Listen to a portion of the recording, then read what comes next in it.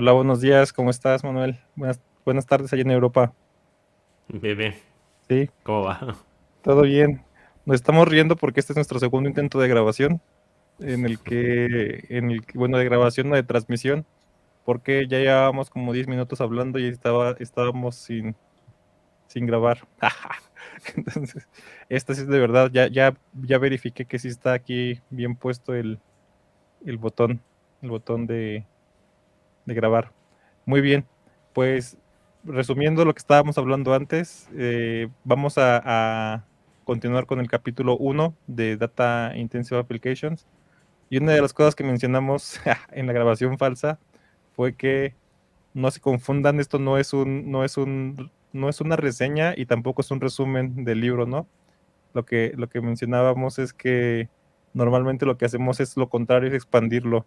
Entonces, probablemente después de toda esta serie hagamos una reseña o un resumen del libro que les tomaría mucho menos que leerlo, pero esta sección esta conjunto de episodios sobre el libro más bien es añadir sobre nuestra experiencia y lo que hemos escuchado y otras fuentes justamente contrastando lo que el autor dice para enriquecer lo que leemos en el libro, ¿no, Manuel?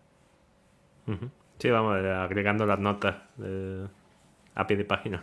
Exacto, exacto, expandiendo, incluso consultando algunas de las cosas. Ahorita vamos a ver algunas de las cosas que el autor mm, cita y vamos a hablar sobre ellas. Muy bien, pues de lo que queremos mencionar sobre esto es, primeramente, consideramos que Designing Data Intensive Application es un libro de arquitectura de software. Un libro de arquitectura de software con un poquito de más detalle que arquitectura, porque yo arquitectura lo considero diseño a muy alto nivel justamente que ataca atributos arquitecturales o atributos de tu sistema que tienen que ver con cosas que emergen de él, ¿no? Y eso es lo que estábamos diciendo en la grabación falsa, que es los atributos arquitecturales son cosas que emergen de tu sistema, de un conjunto de componentes o de la interacción entre ellos. No puedes programar escalabilidad o no puedes programar mantenibilidad o no puedes programar confiabilidad, ¿no? Aunque hay partes de tu sistema que son críticas para eso, estos atributos de los que estamos hablando en este capítulo del libro, esos tres atributos arquitecturales, emergen o surgen de tu diseño y de la forma en que interactúan los componentes entre ellos, ¿no? Entonces, ahí habías mencionado tú algo, Manuel, no sé si recuerdas. Sí, bueno, creo que se te olvidó en la grabación falsa que hacías la diferencia entre escalabilidad y mantenibilidad, porque muchas veces, o sea, quien utiliza el término escalabilidad lo hace en base a que el código sea mantenible en lugar de escalable per se. Es decir, bueno, yo también lo he escuchado muchas veces y creo que también he sido de los que lo he utilizado mal, pero siguiendo esta línea de que mucha gente dice mi código es escalable porque lo pueden, o sea, porque puede seguir siendo desarrollado pasando ya las 1000 ficheros de código fuente y aún así sigue siendo mantenible, ¿no? Ujú, ujú. Se refieren a ese tipo de escalabilidad. Pero en el libro ese tipo de escalabilidad ni siquiera se menciona, o por lo menos no se menciona como escalabilidad, se menciona más bien como mantenibilidad. La escalabilidad aquí, tal y como la definíamos y decíamos, era como la carga que soporta tu arquitectura, tu diseño, ya una vez implementado y al que le tienes que agregar unos parámetros de carga, es decir, contabilizar si tu sistema tiene más sentido de que tu parámetro de carga sea peticiones por segundo o si sean mensajes por segundo o si sea consultas realizadas por segundo. O sea, tienes que buscar en tu sistema qué es lo que tiene sentido medir y tener en cuenta ese parámetro de carga como la relación que das a tu sistema para ser escalable o no, o incluso hasta dónde puede escalar verticalmente en el sistema que tienes instalado. Es como, es decir, si tú tienes la métrica de la CPU, la memoria, uso de disco, que en Amazon, por ejemplo, te limitan la cantidad de lecturas y escrituras que puedes hacer a disco. Entonces, si ese tipo de recursos los tienes controlado con tu parámetro de carga, Ahora puedes medir, bueno, si incremento un 50% esa carga, ¿cómo va eso en relación a los recursos que está utilizando el sistema? Es decir, si se van moviendo de forma proporcional, pues puedes decir, este sistema es escalable y predecible. Es decir, ampliando a tal número del parámetro de carga, pues sé cuántos recursos del sistema va a utilizar. Sin embargo, vamos, en mi experiencia suele ser más bien que cuando amplías esos parámetros de carga, normalmente el uso de esos recursos en muchos sistemas va de forma exponencial. Es decir, ahora, por ejemplo, con un número de 1000 peticiones por segundo, puede estar consumiendo el 1 o entre 1 y 10% de los recursos, y de repente subes al doble y ya no es hasta el 10%, sino que es hasta el 50%.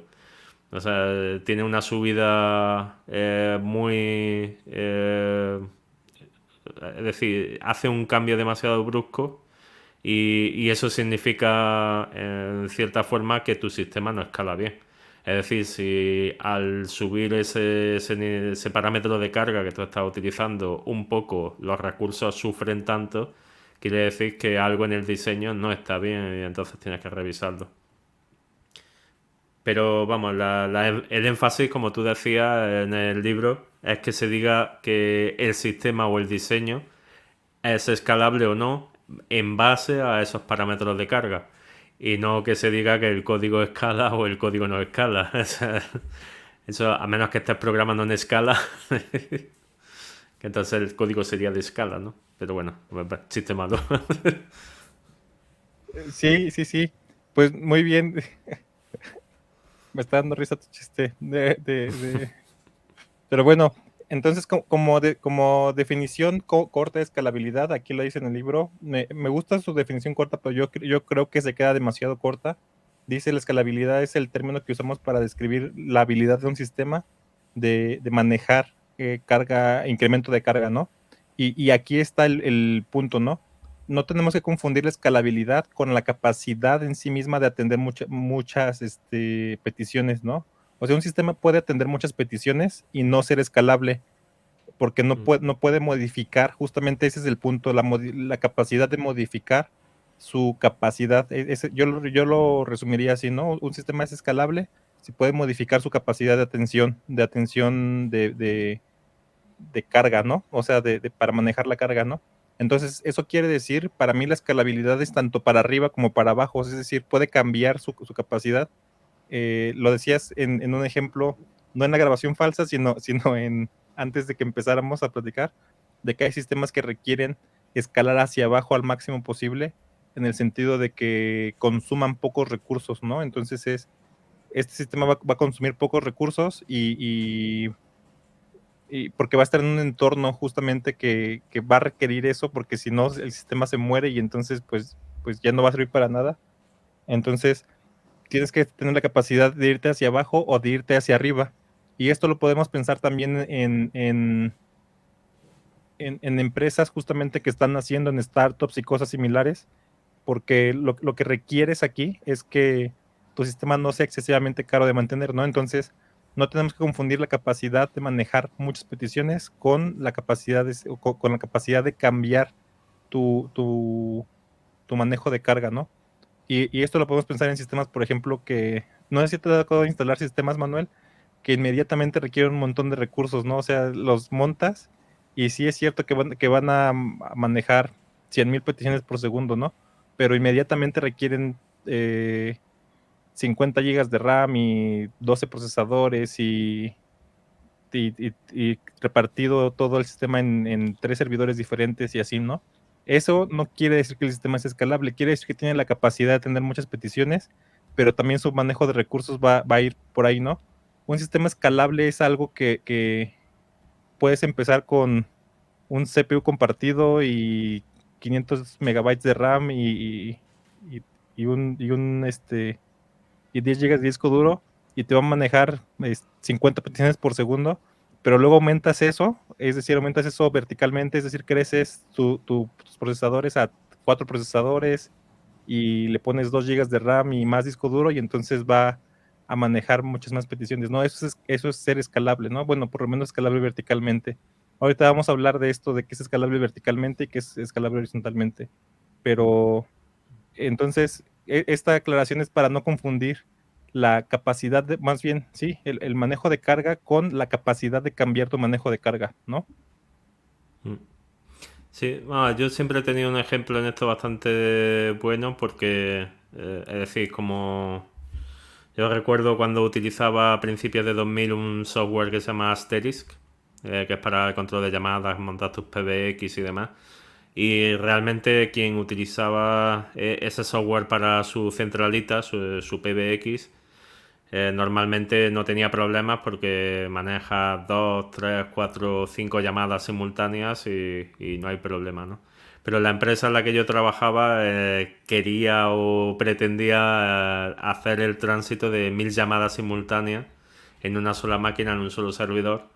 Y entonces recuerdo que estábamos haciendo un banco de pruebas y comprobamos algo que ya decían en la lista de correo de Asterix, pero no prestamos mucha atención, que realmente el hecho de que ese software no escala es por su diseño. Es decir, cada llamada o cada... Vamos, todas las llamadas que entraban en el sistema se introducían dentro de una lista enlazada y entonces, claro, cada vez que una llamada necesita hacer un cambio, cuelga, o sea, tiene una modificación o hay que agregar una nueva llamada o eliminarla, se modifica esa lista enlazada. Y lo que habían hecho para implementar esa lista enlazada era que cada vez que había que hacer un cambio, se bloqueaba la lista completa. Claro, tú imagínate 1000 llamadas simultáneas entrando, saliendo y haciendo modificaciones y todas en el cuello de botella de hacer un bloqueo, recorrer toda la lista, encontrar el elemento que necesitas modificar, modificarlo y desbloquear. Pues llegaba un momento en el que, aunque implementásemos la memoria, aunque implementásemos, o sea, agregásemos una doble CPU, 4 CPUs, llegamos a tener incluso Intel Xeon con 2 CPUs físicas, y el sistema no escalaba, ¿no? Que era el problema que habíamos visto en el laboratorio con el ordenador pequeño, pero con el ordenador grande pasaba exactamente igual. Es decir, incrementando los recursos, nuestro parámetro de carga, que era llamadas por segundo gestionándose, no se incrementaba. Entonces, bueno, ahí yo recuerdo que siempre decía, cada tecnología tiene un techo, es decir, un techo tecnológico que a partir de aquí ya no escala. Y vimos que, por ejemplo, en ese caso, las listas enlazadas tenía su techo tecnológico en tantas modificaciones por segundo. Y daba igual que optimizasen las listas, que hiciese otras cosas.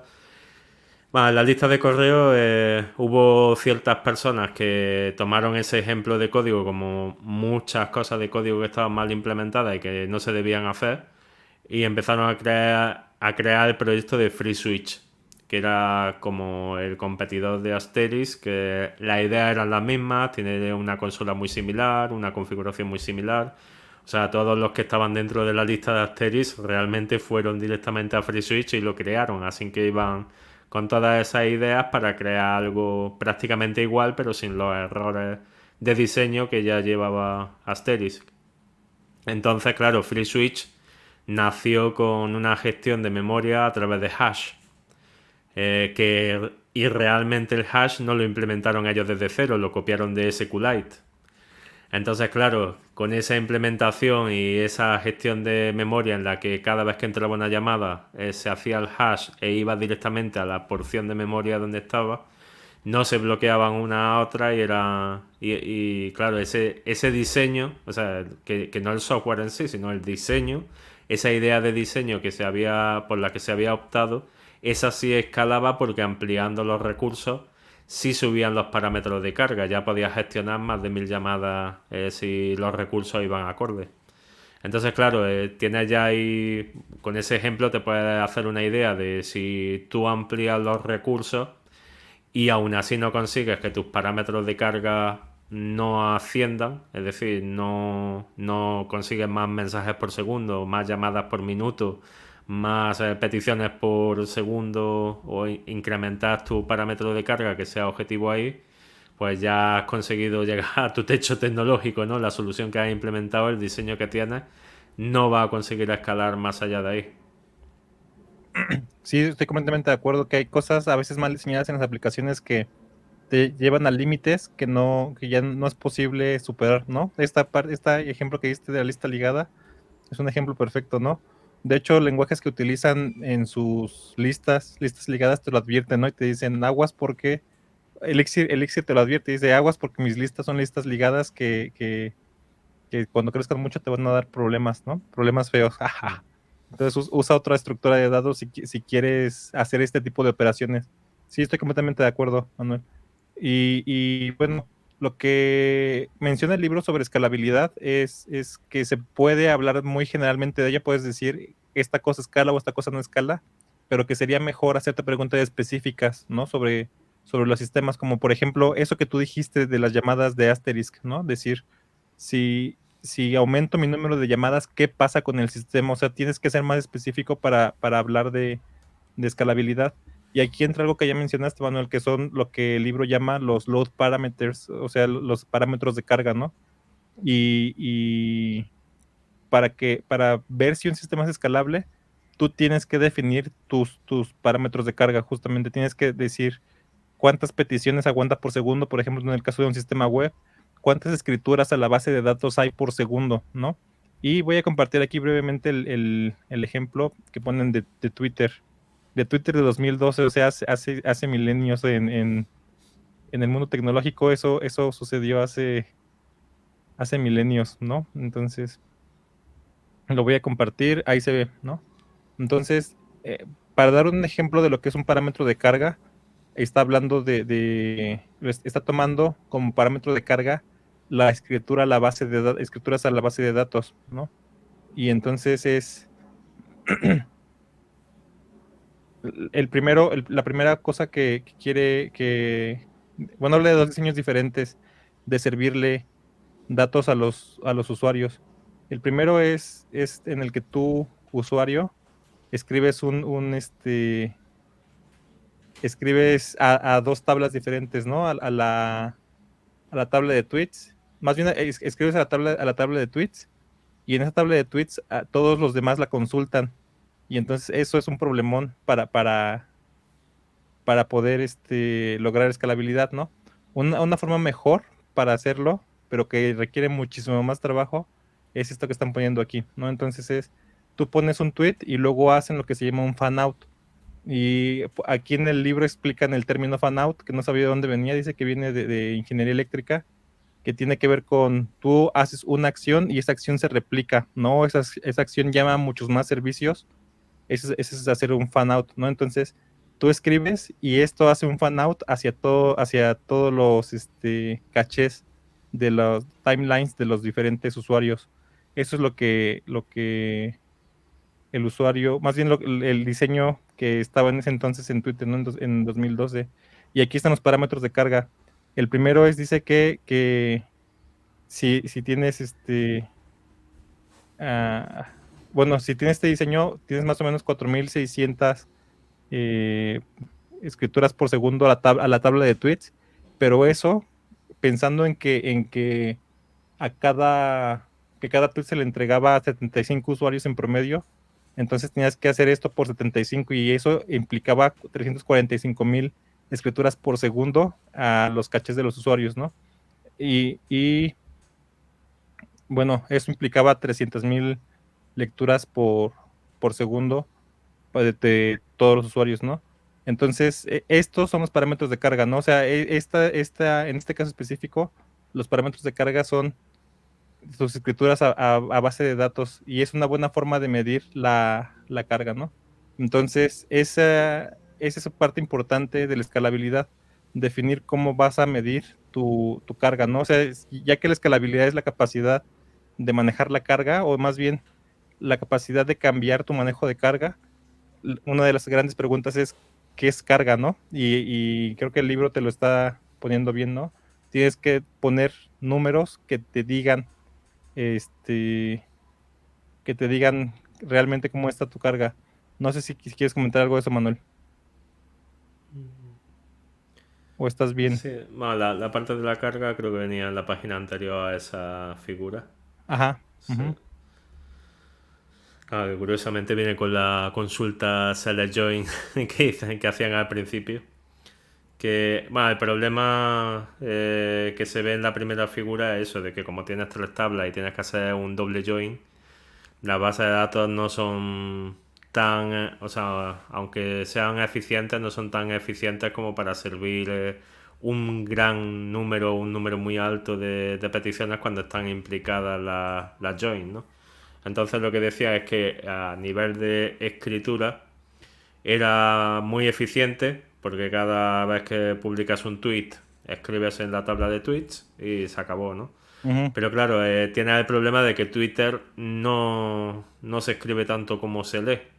Entonces, para las lecturas tenías que hacer 300.000 consultas con select join a distintas tablas porque no solo sigue a un usuario, sino sigue a muchos usuarios diferentes. Entonces, claro, tienes que hacer el join con la tabla de los usuarios a los que sigues para la tabla de tweets y que te haga ahí el filtro de los tweets que ves en tu timeline. Lo que decía era que 300.000 peticiones de ese estilo cargaban mucho la base de datos. Y entonces le dieron la vuelta a mover la complejidad de la lectura a la escritura. Porque si hay menos escrituras que lecturas, pues nos podemos permitir agregar un poco más de complejidad. En este caso, realmente no más complejidad, sino más pasos, ¿no? Porque lo que hace es el fan out ese que habías dicho para... Aunque yo lo habría llamado broadcast en ujú, lugar de fan out. Pero sí es verdad que en los sistemas de cola lo llaman siempre fan out ujú, para decir que algo va a diferentes sitios. ujú, Entonces, claro, al tener la duplicidad es lo que se ve en esa tabla. De ahora, en lugar de tener una escritura, tienes 300.000 escrituras. No obstante, sigue siendo una escritura no muy compleja, es solo un insert a una tabla específica y como has duplicado o has incrementado el número de tablas, tienes una tabla por usuario, entonces cada escritura va aislada a una base, bueno, a una tabla específica que está dedicada al usuario del que puede tomar los tweets. Y ahora esas 300.000 lecturas no son una lectura con join a una tabla enorme, sino que es una select simple a tu tabla de tweets, a tu tabla del timeline. Entonces el sistema ya puede hacer esas 300.000 peticiones sin sudar, ¿no? Que esa es la ventaja que le veían. Pero tiene un giro de guión, porque dice que, por ejemplo, cuando te encuentras que si en lugar de ser, por ejemplo, tú y yo, que tenemos pocos seguidores, desgraciadamente, eh, publicamos un tweet, se hacen, pues eso, 1.000, 2.000 escrituras dependiendo de los seguidores que tienes. Eso en sentido de escritura es asumible, pero claro, si lo hace Justin Bieber, que tiene millones de seguidores, o Taylor Swift, o cualquier celebridad que tiene millones de seguidores como Elon Musk, eso ya son millones de escrituras que se realizan con un solo tweet, ¿no? Y si les da por tener discusiones Elon Musk con otra celebridad, pues ya son millones de escrituras de ahora escribo vamos, la parte de discusión, ahora el otro me responde, ahora yo le respondo, y en un movimiento de esos pueden tirar Twitter, simplemente con respuestas de gente que tengan millones de seguidores. Entonces lo que hicieron fue o sea, a medio camino entre, bueno, las celebridades, o sea, cuando tu cuenta alcanza un cierto peso, ya directamente no hace escritura a los seguidores, sino que publica en tu propia tabla de tweets, o sea, la primera solución. Tú realizas tus tweets y entonces cuando alguien tiene que consultar su timeline, ahora sí lo hace como la primera vez con un select join, pero solo de los seguidores que son muy seguidos por la gente y del resto de tweets que tengas. O sea, realizas dos peticiones, pero claro, teniendo en cuenta de que ahora la segunda petición, que era del primer cambio, es óptima y la primera no es óptima pero no se hace bueno, no se hace con tanta frecuencia o, o no hay tanta carga ahora en esa tabla como para que sea tan preocupante. Vamos, son así cosas que tienen que ir variando en el diseño para que conseguir esa cosa entre esto y esto, ¿no? Pero claro, lo que te transmite al contarte esto es no hay solución buena. Es decir, cuando hemos cambiado de solución, todo parecía mágico y maravilloso. Hemos conseguido que el sistema resista, es un buen Twitter. Y de repente, pues llegan los que tienen millones de seguidores y lo fastidian todo, ¿no? Hasta que tienes que hacer Entonces, 30 millones pues, de escrituras por un tweet, ¿no? Hasta que tienes que hacer 30 claro. millones Sí, sí, sí, por un tweet de Justin Bieber o de Taylor Swift. Tienes toda la razón. Sí, dice, y aparte, lo bueno, dice, es que vamos a regresar a este caso de estudio en el capítulo 12, ¿no? Cuando ya sepamos más, dice, cuando ya hayamos cubierto un poquito de cosas técnicas. Muy bien. Bueno, esa es la primera parte, ¿no? La primera parte bueno, la escalabilidad es una relación, digamos, también entre la carga que manejas y el performance de tu sistema, ¿no? El performance en sí mismo. Ajá. Bueno, lo que se nos... O sea, no se nos ha olvidado, sino que yo he omitido que la relación entre los recursos que tienes y los parámetros de carga es lo que llaman el rendimiento, Ujú. que es lo que viene en la sección en la que describen el rendimiento y, vamos, dicen más o menos lo que yo había comentado al principio, de que si aumentas tus recursos y con ese aumento de recursos consigues que tus parámetros de carga aumenten, entonces puedes incrementar el rendimiento a través de la escalabilidad del sistema, ¿no? El hecho de que pueda ser escalable, el sistema y el diseño que has implementado, depende de eso, de si el rendimiento sube ampliando los parámetros de carga y cómo en relación a esos recursos se puede manejar, ¿no? Que sería si es escalable o no, tal y como ponía el ejemplo de Asteris. Sí, exacto. O sea, si dándole más recursos va a manejar mejor la carga, ¿no? Y se va a comportar mejor o se va a quedar ahí, ¿no? Como Asterix que se va a morir independientemente de cuánto procesador le pongas, ¿no? Entonces, sí, las preguntas de rendimiento o de performance son dos las que pone aquí, ¿no? Cuando incrementas tus parámetros de carga y mantienes los recursos del sistema sin ningún tipo de cambio, entonces, ¿cómo se afecta el performance de tu sistema o el rendimiento de tu sistema? Y cuando incrementas un parámetro de carga, bueno, la pregunta es, sí, que, ¿cuánto necesitas incrementar tus recursos para mantener el performance o el rendimiento sin cambios? ¿No? Son dos preguntas que él propone para hablar del rendimiento.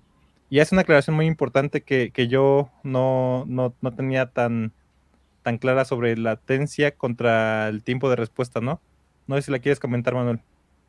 Sí, bueno, simplemente hace la aclaración de que una cosa es el tiempo de respuesta, que es desde el momento en el que tú haces la petición, cuánto tiempo tarda en recibir la respuesta, a latencia, que se refiere al tiempo en el que tu petición no está haciendo nada, es decir, queda Ujú. ahí en la cola de espera a que se pueda llegar a procesar. Entonces, claro, nosotros tenemos mal entendida la latencia porque siempre cuando, aunque creo que es también por un término de cultura pop, ¿no? De los videojuegos, que Ujú. siempre dicen, esto va con lag, ¿no? Y claro, ya tienes asociado que el lag es la latencia y entonces lo asume a que si algo tarda 500 milisegundos en llegar a ti, pues tiene una latencia de ese 500 milisegundos. Y es posible que esa petición haya llegado al servidor y se haya atendido inmediatamente, por lo cual el tiempo de latencia en verdad es cero. Es Ujú. decir, tu petición no ha estado latente en el servidor hasta ser atendida. Directamente entró, se atendió y se respondió. Las latencias pueden ir en base a, por ejemplo, si yo tengo un servidor que configuro para que solo atienda 5 peticiones simultáneas y tú eres la sexta petición, entonces tu tiempo de latencia ahí empieza en que tu petición se queda ahí en espera a poder ser atendida Después, bueno, imagínate que entra en el código y pasa exactamente igual con la base de datos, ¿no? Ahí tenemos configurado el pool de conexiones a 10 y tú eres la onceava conexión, o sea, la onceava petición que llega de forma simultánea y entonces tienes que esperar de forma latente hasta que se tenga hueco para hacer la consulta a la base de datos y responda. Entonces, si vas sumando todas las latencias donde se van produciendo, vas obteniendo el tiempo de latencia que es independiente de cada uno de los elementos donde te han ido dejando latente hasta que se responde la petición. Y claro, eso viene bien porque en esa misma sección, justo cuando te hace esas aclaraciones, empieza a poner de relieve o en importancia los parámetros de monitorización. Y claro, dice, te avisa de la latencia porque está muy bien, por ejemplo, de que sistemas como base de datos o como servidores web o sea, sistemas que aceptan una comunicación y tienen que atender o que tienen recursos finitos y tienen un pool de conexiones, pues tengas en cuenta la latencia, o sea, el tiempo de espera en cola para esas peticiones y lo agregues en tu sistema de monitorización para intentar paliar de alguna forma o saber cómo medir mejor los recursos para reducir ese tiempo de latencia, siempre que sea posible. Sí, sí, completamente de acuerdo. La primera parte bueno, otra de las partes que quiero mencionar aquí es cómo mides la latencia o cómo mides ese tipo de cosas, ¿no? Ahí es lo que tú estás empezando a hablar, que primeramente hay cosas que medir de tu sistema y segundo, que me gusta mucho cómo lo puso aquí, es ahora cómo lo mides, ¿no? Creo que estamos acostumbrados a medirlo a través del tiempo de respuesta medio, pero el libro te dice que es un engaño, ¿no? Es un engaño el tiempo de respuesta medio y empieza a hablar de una mejor forma de medirlos que es por medio de percentiles, ¿no? Los percentiles, que siento que es un concepto que es muy, muy importante y que te deberían bueno, deberíamos de saberlo manejar mejor en la cultura popular, digamos, pero que no se conoce mucho, ¿no? Entonces, les recomiendo mucho que lean con detenimiento esa parte del libro si ustedes lo están leyendo. Y te habla acerca de justamente eso, ¿no? Te habla diciendo que aunque puedes empezar haciendo medidas con la media, no es suficiente porque lo que quieres primeramente saber a más detalle, ¿no? Cómo se comporta tu sistema. Y para eso son los percentiles, ¿no? Entonces, la media se podría hablar del percentil 50, es decir, 50% de tus peticiones son más lentas que tu media y 50% de tus peticiones son más altas que tu media, ¿no? No, Y pero luego, no lo confundas, porque en español se tiende a confundirse media con mediana y no son lo ah, mismo. O sea, ajá, en inglés tienen la media como average y la mediana como median. ah, Eh, ajá, pero en español es diferente. O sea, la media sería lo de tomar todos los resultados y dividirlo por el número de elementos. Y la ah, mediana es ordenar todos los resultados y tomar el que esté en medio. Es tienes toda la decir, razón. si, Ajá. que sería el percentil 50. Es la mediana entonces, ¿no? Ujú. Sí, Es la mediana. justamente esa. Ajá. Vale, yo recuerdo que en la universidad, por lo menos en Córdoba, en España, teníamos la clase de estadística. Pero claro, una cosa es que tengas estadística y otra cosa es que te enseñen el cómo se aplica esa estadística a sistemas computacionales, ¿no? Porque, o sea, aparte de lo típico de medir resultados de censo, cosas que necesites implementar dentro del software, cuando necesitas medir ciertos elementos que pasan dentro del sistema, en este caso, por ejemplo, las peticiones, yo creo que el gráfico que sale en la figura 1.4 es bastante bueno en ese sentido, porque suele ser lo que pasa en muchas de las peticiones, o incluso cuando haces ping desde tu ordenador hacia otro ordenador, hay muchas veces que ves como que el número va bastante fijo, ¿no? 200, 200, 205 y ahora de repente te pone 508 y después baja otra vez a 200, 200, 200. Y claro, lo que te dicen ahí es que puede y suele haber picos, es decir, momentos en los que esas peticiones se elevan, pero después empieza a haber muchas peticiones que se quedan muy por debajo o por debajo. Lo bueno de los percentiles es eso, de que si tú tomas todas las peticiones que han ido entrando a lo largo del tiempo y enumera el índice en el que están todas esas peticiones, por ejemplo, imagínate que son 100 peticiones, ¿no? Para hacerlo más fácil. Pues si le pones el índice numérico y tomas el que está en la posición número 95, quiere decir que ese número que has tomado, o sea, 95 peticiones hasta ese número, porque están ordenadas de mayor a menor, 95 peticiones están por debajo de ese valor. Es decir, si yo he ido cuantizando los pin y ahora los voy almacenando en un array, al tomar ese, si me dice en el número 95 tienes 200, ya sé que por debajo de ese 95 tiene que haber números que sean más pequeños o iguales a 200. Y entonces por encima solo hay un 5% de elementos que han superado ese 200. Entonces tienes la idea de que por lo menos el 95% de las peticiones son de 200 milisegundos o menos, ¿no? Y Ujú. entonces ese dato es más fehaciente que cuando te dan el número de, pues bueno, si tú lo sumas todo y ahora resulta que en uno se tardó 5 segundos, pues ahora te dice que la media son 500, ¿no? Y dice, pero 500, ¿por qué, no? Y es porque una sola petición te ha fastidiado todo el cálculo de todo. Sí, sí, sí, exacto. A ver, voy a compartir una nueva imagen para hablar de eso. Entonces, eso que estás diciendo está ilustrado aquí en la imagen. Espero que estén viendo esto con pantalla, por lo menos este cachito. Creo que todo lo demás lo pueden escuchar, pero esto sí es importante que lo vean. Entonces, esta gráfica nos está hablando de lo que Manuel acaba de decir, ¿no? Yo hace rato cometí un error justamente en términos de estadística. El promedio es justamente lo que dijo Manuel, ¿no? Sumas todo y lo divides entre el número de elementos.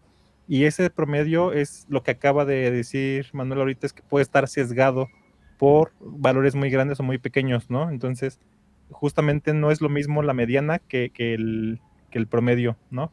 El promedio entonces como ya dijimos, sumas todos los valores y los divides entre el número de elementos y entonces el promedio es... Yo he escuchado muchas cosas malas del promedio, Manuel, ¿no? Porque dicen que puedes enmascarar muchas cosas, ¿no? O sea, por eso le hacen burla a la estadística que dicen que según la estadística yo tengo 1.5 carros, ¿no? Lo cual, lo cual no tiene ni sentido, ¿no? Pero bueno, el valor del que hablábamos, que define el percentil 50 o P50, como te explica en el libro, que le llaman así P50, es ordenas todos tus valores y tomas el de la mitad, y entonces la mitad de los valores están abajo, la mitad de los valores están arriba, ¿no? Es el P50. Ahora, hay otros percentiles importantes, el percentil 95, es decir, lo que ya dijo Manuel, de que 95 si tuvieras 100 peticiones, 95 quedan abajo de ese número, ¿no? Y es lo que estamos viendo aquí en la gráfica.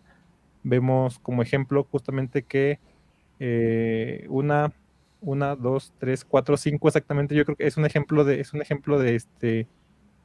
peticiones, 5 están arriba del percentil 95, ¿no?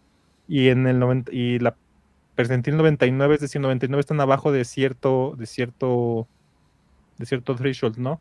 Solamente una está arriba del percentil 99. Y pues bueno, espero que quede claro qué significan los percentiles, ¿no? Es el número el número del percentil quiere decir que si fueran 100 peticiones, ese número está abajo de ese número que tú estás definiendo, ¿no? Entonces, ¿qué se esperaría de ese percentil? Que mientras más alto sea, más va creciendo tu threshold, ¿no? O sea, es decir, podrías decir que tu mediana, por ejemplo, es 200 milisegundos, ¿no? Y entonces quieres decir que todas las peticiones bueno, el 50% se responden abajo de 200 milisegundos, el 50% arriba, ¿no? Pero algo más descriptivo es, por ejemplo, o con más precisión, es decir, el percentil 95, que a lo mejor tu percentil 95, como dijimos, va a crecer a un segundo. Entonces, estás diciendo que de 100 peticiones, 95 están abajo de un segundo, ¿no? Pero luego te quieres ser todavía más preciso y vas a decir que 1,5 segundos, por ejemplo, ¿no? Entonces, 99 peticiones de 100 se responden abajo de 1,5 segundos. Y el libro pasa después a describir por qué son importantes estos percentiles, ¿no? Dice justamente que da el ejemplo de Amazon, de que esto les llaman los percentiles, estoy diciendo bien, Manuel, que son los percentiles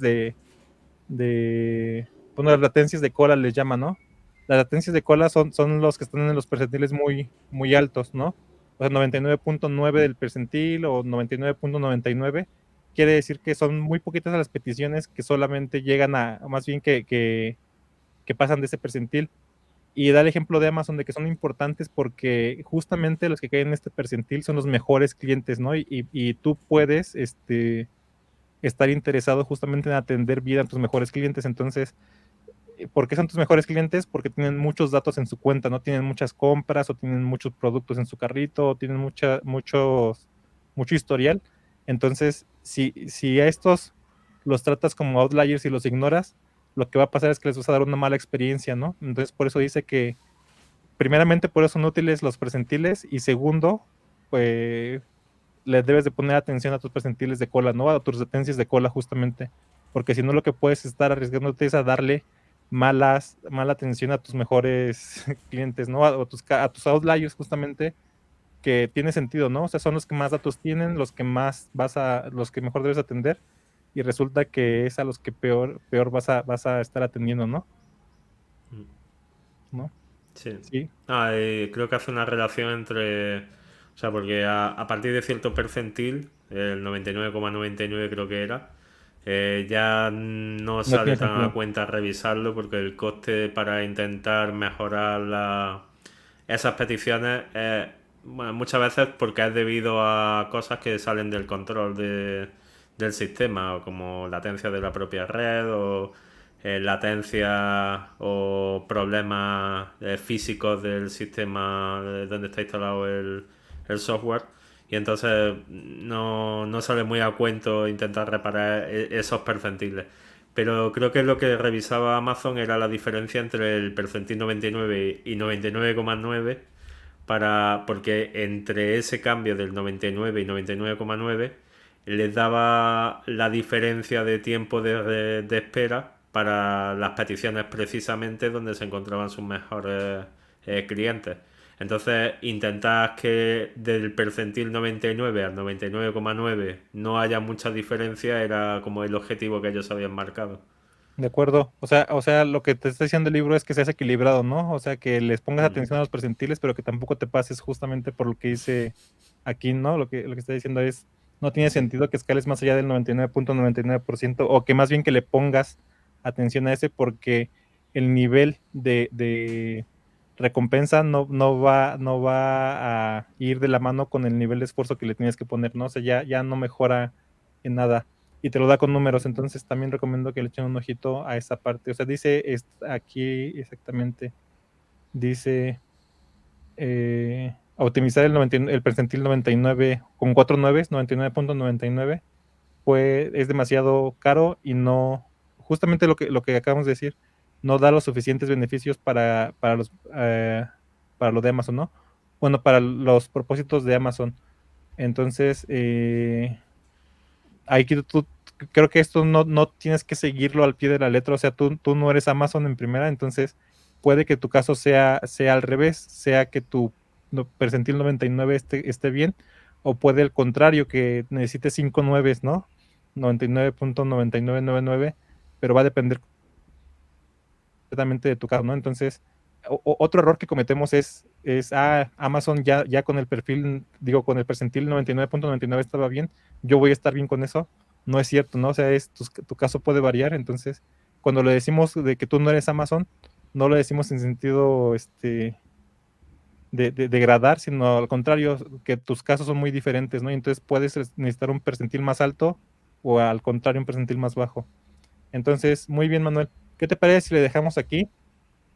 Ahorita nos quedamos en la definición y en la medición y la siguiente semana hablamos del siguiente subtítulo que habla de cómo le haces para manejar la carga, ¿no? O sea, el subtítulo se llama así. Bueno, de esta sección. Ah, sí, claro. Nos queda. Eso, bueno, esto realmente es lo de la diferencia entre carga vertical. O sea, Sí, escalabilidad vertical y escalabilidad horizontal. ujú, Y sí, sería lo último para acabar con la escalabilidad. sí. ¿Quieres verlo de una vez? Yo Es- creo que no es muy extenso. sí, Pues ¿cómo? realmente son hacer las definiciones de eso. O sea, y creo que ya lo comentaste tú antes, de que la escalabilidad vertical es que escalen los recursos dentro de la propia máquina. Es decir, todo se mantiene dentro de la misma máquina, pero la máquina se convierte cada vez más y más y más grande, ¿no? No hace falta salir de la propia máquina.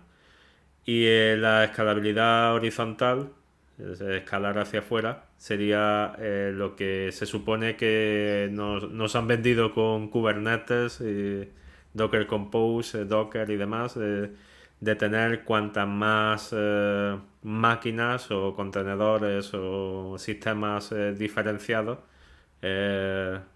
posibles mejor para realizar la carga o distribuir la carga entre esos sistemas independientes.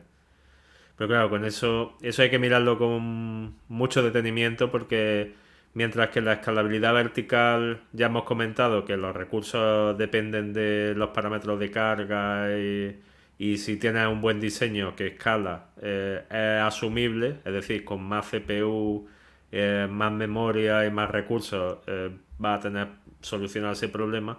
La escalabilidad horizontal es un juego completamente diferente porque se basa ya en la programación distribuida, el control de concurrencia distribuido, tratar ya con el teorema de Cap y Puzzle para, o sea, quizás incluso con la consistencia eventual, o sea, ya son muchos elementos que entran en juego y aunque la mayoría de sistemas distribuidos optan por sistemas web en los que no se comparte nada, Share nothing. aquí, aquí lo tomamos siempre desde el punto de vista de la base de datos. Claro, si tú tienes 5 servidores web, pero la base de datos sigue siendo solo una, no estás escalando. Por lo Ujú, menos no estás escalando horizontalmente lo que es la parte que maneja los datos. Solo estás escalando horizontalmente la parte del frontal, la parte que se dedica a atender las peticiones web. Que puede ser suficiente solo con eso, porque si no hace uso intensivo de los datos la aplicación, tiene mucha caché, tiene muchos sistemas que pueden lidiar con esa carga desde esa posición de no compartir nada, puede estar bien.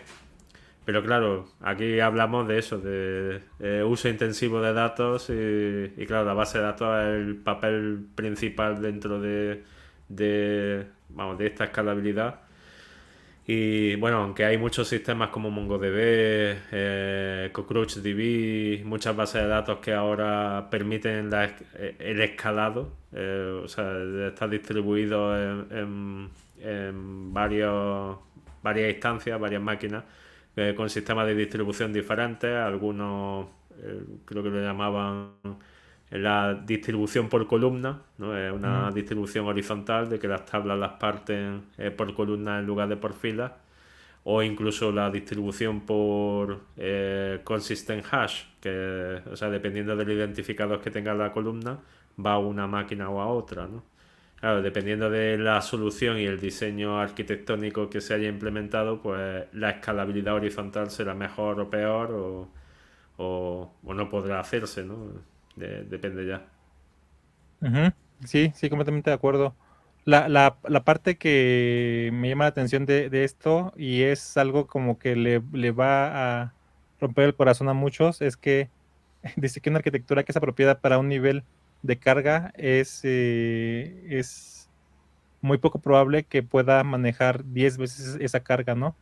Y eso no solamente lo dice este libro, hay otro libro que se llama, ya no me acuerdo cómo se llama An Elegant Puzzle de un líder como técnico, bueno, más bien un staff engineer de Uber, que me acuerdo mucho de ese artículo en el que dice justamente eso, que ellos tenían que rehacer Uber cada 2 órdenes de magnitud, ¿no? O sea, sí, cada vez que lo multiplicas por 100, en pocas palabras, su nivel de carga, tenías que rehacer completamente el sistema, ¿no? Entonces, algo que le debe quedar claro a todas las personas de negocio y tenemos que ayudarlos a entender es que no hay sistema que pueda mantener, bueno, digo, si tienes el feliz problema de que te cayeron 100 veces más usuarios de los que esperabas, pues tienes que estar preparado para rehacer el sistema, ¿no? Porque es muy poco probable que la misma arquitectura aguante, ¿no?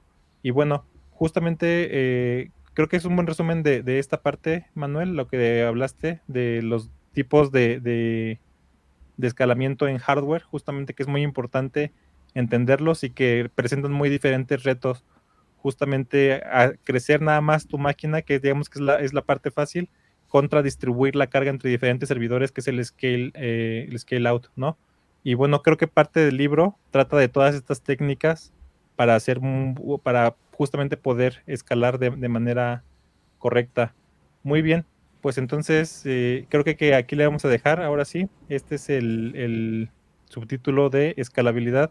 Si tienen alguna pregunta, déjenmela en los comentarios y vamos a intentar contestarla en la siguiente semana. Va.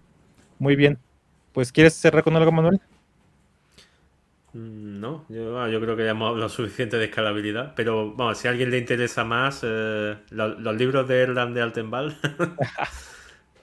pueden venir bastante bien porque, lo que digo siempre, de Erlang Elixir fueron diseñados para hacer sus diseños escalables o que cueste menos diseñar sistemas escalables.